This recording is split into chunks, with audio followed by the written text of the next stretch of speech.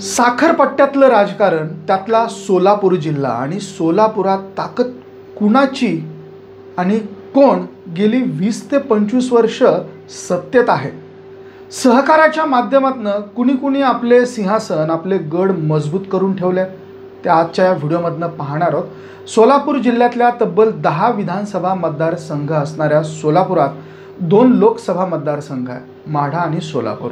तर माढ्यामधनं मोहिते पाटील घराण्याचा दबदबा आहे, तर सोलापुरात सुशीलकुमार शिंदे आणि त्यांचा दबदबा आहे आणि आता त्यांची मुलगी ही लोकसभेला विजयी झालेली आहे, प्रणिती शिंदे।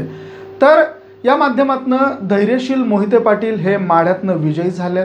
ते विजयी कसे झाले आणि पवारांनी 10 मतदारसंघात मोहिते पाटलांच्या साथीने कशी खेळी राबवली आहे, तेच आपण या व्हिडिओच्या माध्यमातून पाहणार आहोत। विजयसिंह मोहिते पाटील कधी काळी पवारांच्या पहिल्या फळीचे नेते होते, पण मध्यंतरी मतभेद आणि राजकीय गणित जुळत नसल्याने त्यांनी भाजपचा रस्ता धरला होता। पण भाजपमध्ये ते शेवटच्या रांगेत फेकले गेल्याचं चित्र होतं। 2009 ते 2019 विजयसिंह मोहिते पाटील हे बाहेर पडतील किंवा त्यातनं यांना बाहेर पडता येतं की नाही यातनंच ते प्रयत्न करत होते आणि रणजितसिंह निंबाळकर यांना निवडून आणण्याची जबाबदारी नंतर त्यांच्यावरती देण्यात आलेली होती। माळशिरसमधनं राम सातपुते यांना उमेदवारी देत पक्ष सांगेल तेच त्यांना करावं लागलं होतं। आता 2024च्या लोकसभेत सुद्धा मोहिते पाटलांना त्याचा प्रत्यय आला आणि पाणी डोक्यावरनं जातंय हे लक्षात आल्यानंतर त्यांनी भाजपपासून फारकत घेण्यात आणि तुतारी हातात घेण्यात इंटरेस्ट दाखवला। भाजपला पवारांच्या साथीने धोबीपछाड दिला आणि आता शरद पवारांनी सुद्धा विधानसभेसाठी राज्यामध्ये सत्ता आणण्याच्या दृष्टिकोनातून प्रयत्न सुरू केलेत।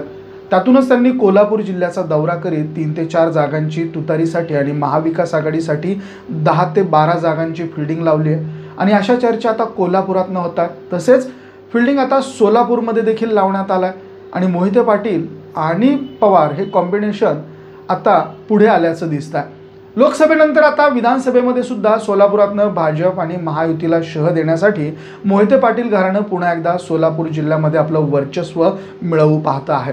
विरोधात गेलेल्या नेत्यांना सुद्धा धडा शिकवण्याचा विडा आता मोहिते पाटलांनी उचलला आहे। पण सोलापूर जिल्ह्यामध्ये मोहिते पाटलांची जी ताकद आहे ती शरद पवार हे प्लस करू शकतात। मोहिते पाटील हे कॉम्बिनेशन सोलापूर जिल्ह्यात भाजपला शून्य करू शकतं का? सुशीलकुमार शिंदे यांची मदत नेमकी कशी होतीये ते या व्हिडिओच्या माध्यमातून जाणून घेऊ। राज्याच्या राजकारणात गेली 50 वर्ष शरद पवार आणि विजयसिंह मोहिते पाटील हे काम करतात। या काळात काम करत असताना त्यांच्यातले मैत्रीपूर्ण संबंध हे अनेकदा तणावात देखील रूपांतरित झाले। राष्ट्रवादीत असताना मोहिते पाटील यांच्या समर्थकांनाच वेगळी ताकद देत अजित पवारांनी त्यांच्या राजकीय वर्चस्वाला सुरुंग लावण्याचा प्रयत्न केला आणि त्यातनं अस्वस्थ झालेले विजयसिंह मोहिते पाटील यांनी मोदी लाटेत स्वार होण्याचं ठरवलं। 2019 मध्ये ते भाजपामध्ये दाखल झाले। भाजपनेही त्यांचे चिरंजीव रणजितसिंह मोहिते पाटील यांना विधान परिषदेवरती घेतलं आणि त्या बदल्यात मात्र मोहिते पाटील यांच्या माध्यमातून भाजपने माढ्यामधनं आणि सोलापूर जिल्ह्यात आपलं चांगलं बस्तान बसवलेलं पाहायला मिळालं। मोहिते पाटील यांनी रणजितसिंह निंबाळकर यांच्या रूपाने माढा लोकसभा ही भाजपच्या पारड्यात टाकण्याचं काम या माध्यमातून केलं।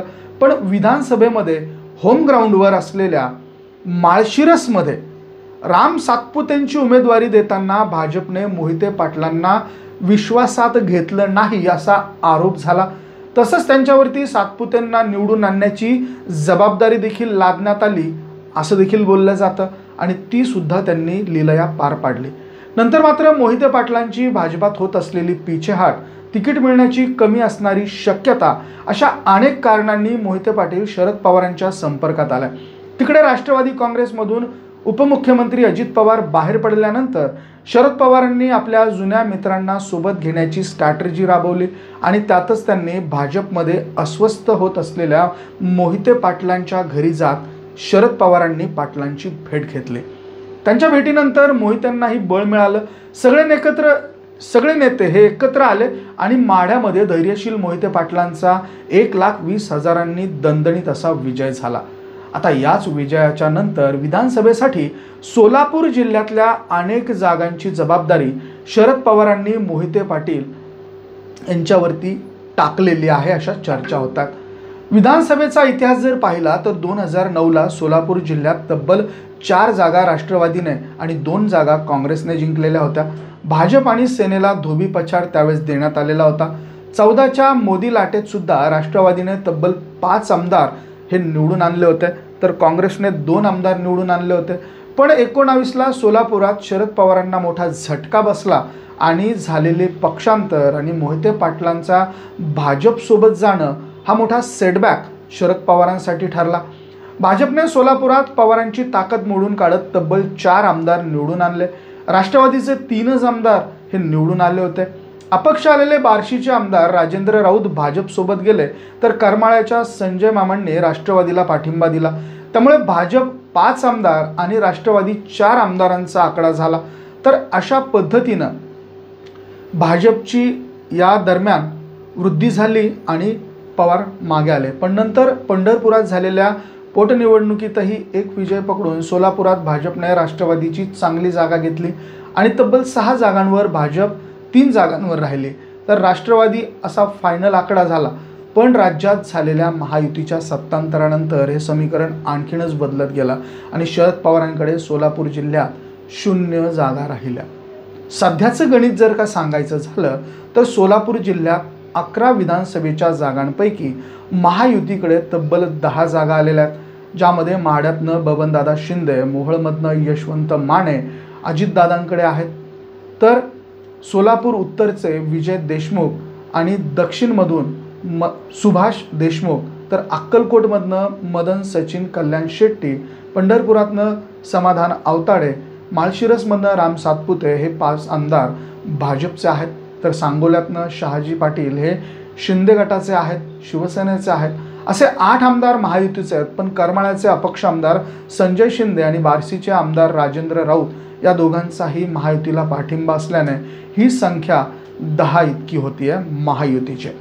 सोलापूरमध्ये प्रणिती शिंदे या महाविकास आघाडीच्या एकमेव आमदार होत्या, पण त्या लोकसभेवर खासदार म्हणून निवडून गेल्याने सोलापुरात सध्या महाविकास आघाडी 0 आमदार अशा आकड्यावर पोहोचली आहे।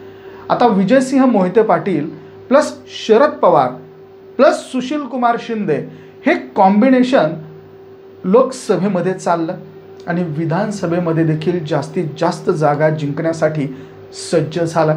सुप्रिया सुळेंनी शिवस्वराज्य यात्रेच्या सोलापुरातील सभेमध्ये सोलापुरातील विधानसभा निवडणुकीचा संपूर्ण कारभार मोहिते पाटील यांच्याकडे सोपवण्यात आला असं म्हटलं होतं।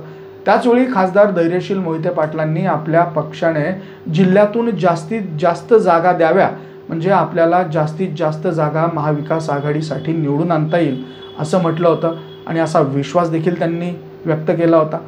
युतीला 0 करण्यासाठी महाविकास आघाडीचे मोठे प्रयत्न सुरू आहेत आणि गणितांची जुळवाजुळव सुरू आहे।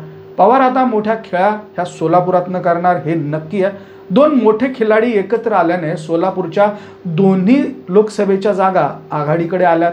आता विधानसभा देखील आघाडीकडे येतील असाच प्रयत्न पवार सोलापुरातनं करतात। मंडळी, याबद्दल तुम्हाला काय वाटतंय? तुमच्या प्रतिक्रिया, तुमच्या कमेंट्स अवश्य नोंद करा।